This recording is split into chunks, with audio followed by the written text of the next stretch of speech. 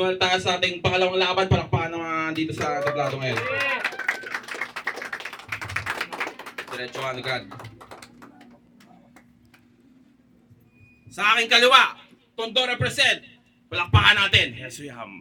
Without you down low, paano sa luwa-luma, lakad tayong wala po, sabot ko sa lubalo, para nakalutan. Frisky.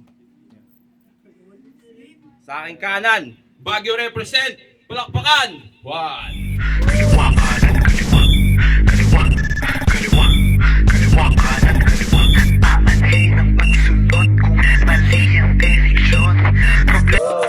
Shoutout RKO, anak bayan Metro Baguio, Mount Cloud. Nanalo sa Jacket Boy si Hesuyam. Pinili niyang mauna. Unang banat. Pakinggan natin. Hesuyam. Wagaguan, salamat. At pinaunlakan. Unang laban yung kalaban, tinaon namang. Tiga dun sa Baguio, tigan nyo naman. Alam naman natin na Baguio ang pinagmulan ng ligan nyo na yan. Taka na. Ang hirap mo tuloy i-day sa pinanggalingan mo na yan. Taka na ni Soyam, pero parang mas naka-cheat pa to si Juan. Pero hindi. Ano naman, puta partida ko na yan. Di nadama yung lugar nyong parang ang hirap puntahan. Makipot at sobrang pasikot-sikot ng daan. Malamig, nagsisipag-ninigan yung laman. Tapos pagdating mo doon, ang yosin nila nakaban. Mahirap ma-stress doon, pare. Tapos taga Baguio ka sa OG mo, si Badang.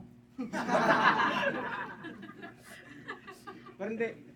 Man, salamat. Pakamay. Badang, pakamay, di ba? Buti nakapunta ka. Di ka naiwan dun sa van. Unang battle niya, habang rounds ng kabattle niya, inupuan yan. Nakakagigil ka na sa mga gimmick mo na yan. Kung may dala ka na namang silya, puta, ang sipag mo naman. Pero kung may dala nga, puta, sige upo ka dyan, na makita mong rapan. Kita VIP experience, parang seat sa harapan. Buong rounds populahan, parang bandila ng Japan.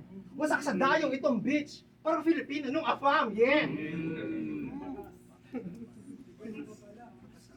Kung napapansin nyo na puro parang yung nakita parang marikit na to spot. Marikit na to na spot. Solid yung nasa ulo, parang whip tops na nakap. Parang whip tops na nakap. Dinadaan ko lang sa tugma para makita nyong lahat na kahit di pa to sagad, kita yung agwat. Mga hinahain ko, masyadong pangkaraniwan yung sakap. Kaya nagpapanik to. John Lloyd at Chaina nung nag-lock. Diba? Si John Lloyd at Chaina nag-lock. Tangina, nag-lock din, diba? Pero, nagkalat, mga linya, parang Adidas to na siya. Tapos, classic yung laruan, parang Adidas to na map. Ngayon yung makikita kung sino mas angat, sino mas sikat, parang nag-pizza to na up. Yeah. Huling battle nito, para siyang tito nun mag-rap pag nakailang ikot na yung shot. Paano? Kung sino sinasali, sito kung mag-rap. Malupit pa sayo, si boss malupiton, mabuti pang mauwi to, iho, please o dito, di pasok ang wak. Pero, Juan, kita mo na Juan, kinahong ka lang. Ibinaon kapatig naman naman. Unang battle nakasalang na, tinaon naman at pagaguhan, salamat at kinaunlakan. Unang banat. 1. Check! Di ko hinukay yung buhay mo. Pangalan lang kinailangan para matalo ko to kasi Hesuyam, puta dun palang panalo na ako. Diba? Sobrang lakas nung dumaya sa comshot, napatype ng Hesuyam to. Round 1 game? Yay! Sa mga hindi nakakaalam, Ako nga pala si Juan, halimaw na dragon ng norte, pinadala para pumaslang. Noong isang linggo, kakalamon ko lang. Pero yung gutom, tila di na ibsan. Kaya't bumaba ako ng bundok at sinuyod ang syudad. Naglakad para magpagutom at ngayon manlamon na naman. Kasi puta heso yam, doon palang panalo na ako. Kaya what's up CJ?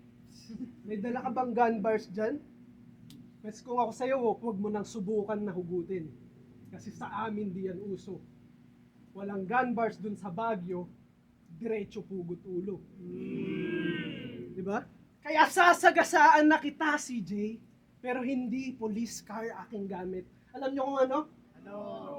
Jeep! Alam nyo kung bakit? Bakit? Kasi sasagasaan ko ang pinaniniwalaan ng karamihan. Sasagasaan. Kahit tumawid ka pa sa tamang tawiran, maghapong nakaupo. Di raw ako nagbabanat ng boto. Barya-barya lang tong kalaban. Paano ako magbibigay ng buo? Jeep bars, mapapakapit ka talaga. Kaya kamusta, CJ? Kamusta, CJ? Masakit na ba yung pagsagasa? Pues patikim pa lang yan ng mga bara. Di bale, pag ayaw mo na, pwede kang pumara. Okay, pangalawang banat, Hesoyam, pakinggan. Ito ba yung kabattle ko sa rap na galing probinsya? Anak ni Apple di Up sa taga Indonesia. Seryoso. Fan ng Momoland yung lolo niya. Kung magpatugtog talagang todo pa. Sumasayaw-sayaw, nag-8-8 pa. Mamaya-maya, may namamaga, inaatake na pala ng osteo niya. Yung lola mo, sis, may osteoporosis. Nagka-UTI na siya sa kaka-juice tsaka soft drinks. Sumasayaw-sayaw sa TikTok, halatang gusto manotis, pero in fairness natawad yung gusto niya na views nung nasa wood na na-coffin. Ito nga sadness, bro.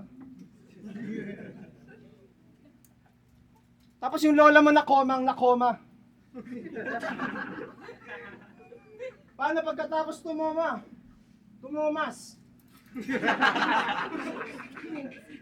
Tapos sa inyo, maghapon ka lang nagobas, hindi mo man lang nabilhan yung lola mo ng salon pass. Saka nakawawa naman yung matanda. Gusto lang humiga. Nakisuyo sa kanya ng puta bigla siyang tumula. Sabi niya, ako yung magiting. Yun na apo. Tayo lahat ay magiging abo. Ina mo yung lola mo natakot. Bigla no nagpanik. Binago yung topic. Binalot ng takot kaya binalot yung gamit. Pero hindi. Si Juan, family oriented yan. Pamilya niyan, hindi hinahayaan yan. Yung finances, hinahandle niya alone. One hand lang. Ano verse yun Alone?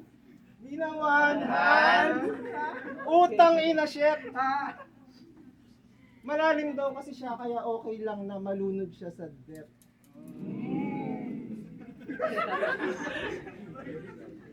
Pero, wala talaga akong sit dyan. Wala nang hanap pagdidis pa. Bati lang to pre. Kaya ang plano mainis ka. Pero gusto ko pa rin na makauwi ka ng maayos sa probinsya. Tsaka sana ma-meet mo na si Apple di Up, pati yung nanay mo na taga Indonesia. Yeah! Pangalawang banat para kay Juan, pakinggan. Makinig. Konkretong plano ang kailangan ng aking utak. Ayaw ng tagpe-tagpeng, parte-parte, kaya't gabi-gabi sumusulat. Hinahasa ko yung lapis. Pinapatulis ko yung utak. Binibigyang pansin yung mga bagay na walang pansin sa akin. Bakit? Dahil ako'y gutom. Ako yung baga ng apoy sa sigaan. Hindi kontentong sumabay sa agos ng buhay. Gusto kong umambag. ayaw ng kumpleto at magaan na buhay. Gusto ko yung bigat. Bakit? Dahil nga ako'y gutom. Ako yung baga ng apoy sa sigaan. Ang sabi nila sa akin, pag may tiyaga, may nilaga. Pero gusto ko ng sinigang. Title nun, gutom. Dito sa ano ko. Benta na rin pala ako ng gym ko. 100 pesos siya. Tapos, yun, 100 pesos. Mamaya, lapitan nyo lang ako kung gusto. Ay puta, dito ka pa pala. Akala ko ako'y nagtatanghal na lang. Anong pakiramdam ng tinulaan ka lang? May dala kang baril, tas dinuraan ka lang. Ikaw yung umaray kahit sinugatan di ikaw. Nakapikit kang sinulatan pero tinamaan ng bala na ligaw. Kaya tama nga na mas matalas ang lapis kaysa espada. Bawat sulat tumatama. Malalim na sugat mula sa daplis ang natamo. At pagkatapos kong tasahan ng lapis, itutusok ko sa mata mo.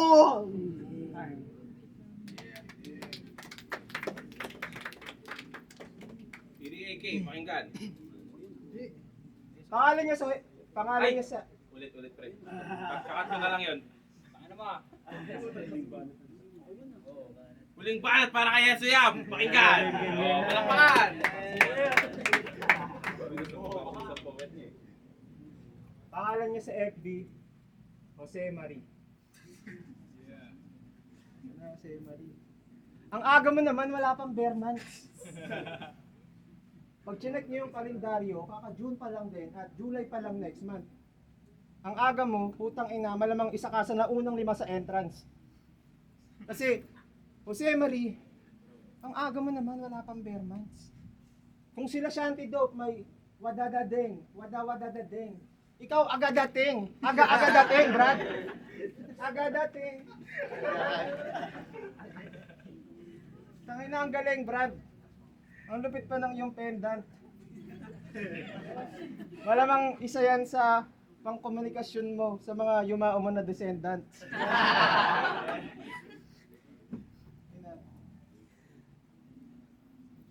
Sige. Sige, hingi ka na ng tulong kahit sa anghel pa. Puta, Juan Miguel Severo, nagbabattle na. Mas pasok yung rounds ko kahit topic, basket ba. Kumbaga, Steve, ako na Adams, ikaw Sandler ka.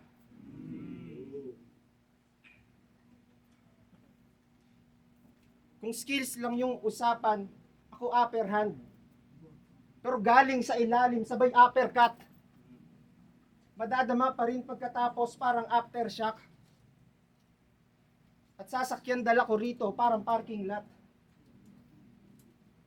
Kung gutom ka na naman, meron pang kanin, Brad. Kung gutom ka na naman, meron pang kanin, Brad. Bakit na? O sige, kung gutom ka na naman, meron pang kanin, Brad. Bakit na fucking wak? O sige. Dumayo ka pa para matapos. Bakit na hassle, Brad? Kasi ito na yung end 1. End 1. Dumayo ka pa. Tayo na hassle, Brad. Ito na yung end 1. Alam mo na ngayon kung ba't pinag-travel ka. Huling banat para kay Juan. Pakinggan. Round 3 game. Nung round 1, sinagasaan kita. Nagmalatsuper yung Juan. Pero nung round 2, napagod. Kaya humigop muna ng sinigang. Nung round 1, sinagasaan kita. Nung round 2, pinagpahinga. Para gumaling yung sakit-sakit. Para lang dito sa round 3, tang inasagasaan ka ulit. Nung round 2, tinusok yung mata. Tas minulat ng saglit. Para lang dito sa round 3, tang inabulagin ka ulit. Ganyan ako sumulat. Gumuguhit yung sakit. Sinusugat ko yung sugat ng iyong panulat hanggang sa di ka na sumulat pa ulit. Di ba? Kasi hindi na to laban. Ito'y pagkatay ko na lang. Ikaw naghanda para sa laban, ako para sa lamay mo na lang. Ikaw nagbaon ng barang pambaon. Laman ng bulsa ko, kape lang at mamon kasi nga ako'y gutom. Ako yung baga ng apoy sa sigaan. Kaya't sunog to ng sagad. Pagkatapos nitong lamay, puta, cremation na agad. Kaya turn down the heat. CJ, turn down the heat. Sumuko ka na. Napapaligiran na kita. Buff me up kasi paulit-ulit kong gigripuhan tong nakabago Vicks. Hanggang yung buhay hindi na bumalik. Naka full clip yung baril kaya hindi mauubusan ng pangsagasa. Tagos yung bawat bara. Tagos sa katawan, hindi ka na pwede pang pumara sa nagmalatsuper na simpleng Juan. Pero itatak nyo yan. Ako ang kauna-unahang NPC na pumatay sa Nakaheso Yam. At muli, salamat sa panonood. Ako nga pala si Juan, halimaw na dragon. At pinakita ko lang paano manlamon ng dragon nung pinatay ko si Heso Yam. Hindi na nag-respond. Kailan palakpakan nyo laban na yun! Judges! Bago mo ba? Yo, napaka-solid na laban. Palakpakan! Palakpakan sa SEO Katuan. Pero ang boto ng Horado, 3-2. Dikdikan para kay Juan.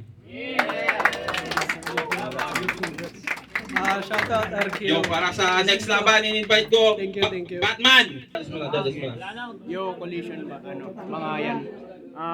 Para sa akin, yung naging boto ko, kay Juan, kasi round 1, naging dikita naman kasi sila. Gustuhan ko yung approach ni Heso Yam sa jokes kasi nag-stick siya doon. Pero feeling ko kasi more on freestyle si Heso Yam doon. So, okay, maganda naman given na freestyle siya. Pero kay Juan, sa tingin ko, nagkulang lang si Juan. Kung siguro dinugtungan niya pa yung rounds niya, siguro sa kanya yun. So round 2 naman, malinaw naman siguro kay Heso Yam yun. And kay Juan, lumaylay din siya. Pero maganda rin naman yung sulat niya doon. So sa round 3, doon ko na binase kung sino yung mananalo. Since sinangat na ni Juan yung standard doon, and nag-choke pa si Heso Yam. So binigay ko yung boto kay Juan.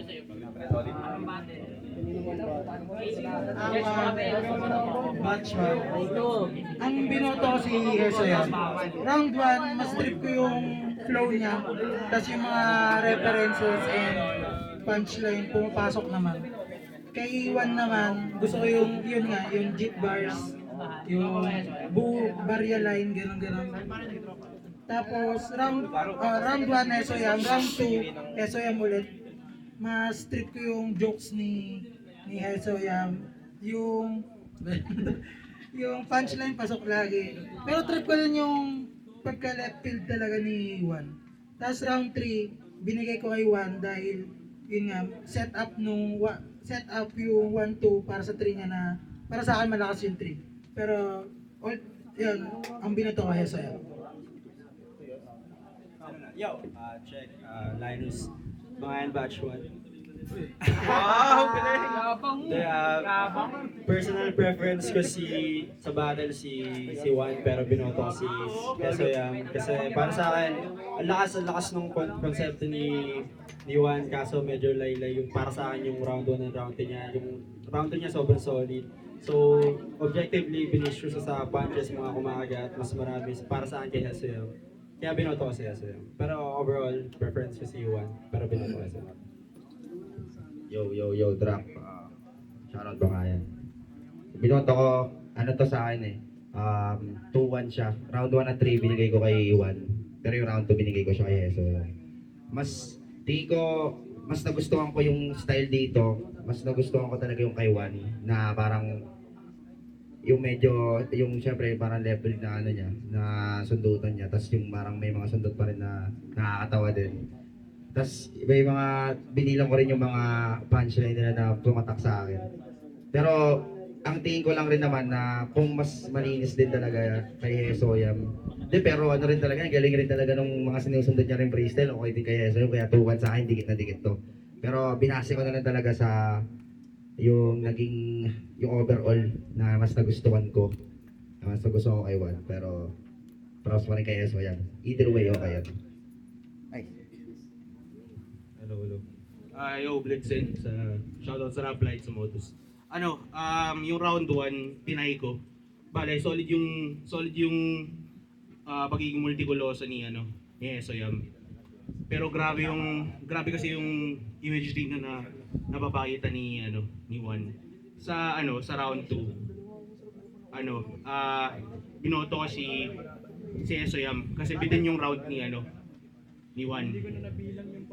So bale tie, tapos Hesoyam yung round 2. Round 3, binoto ko si Juan, knockout round. So bale, ang basehan ko na lang yung dalawa nilang panalong round. Mas nabigatan ako sa round 3 ni Juan. So, Juan. Shoutout, solid pa rin. Pareho. Sige, magpahinga ka muna. Ayan. Bakit?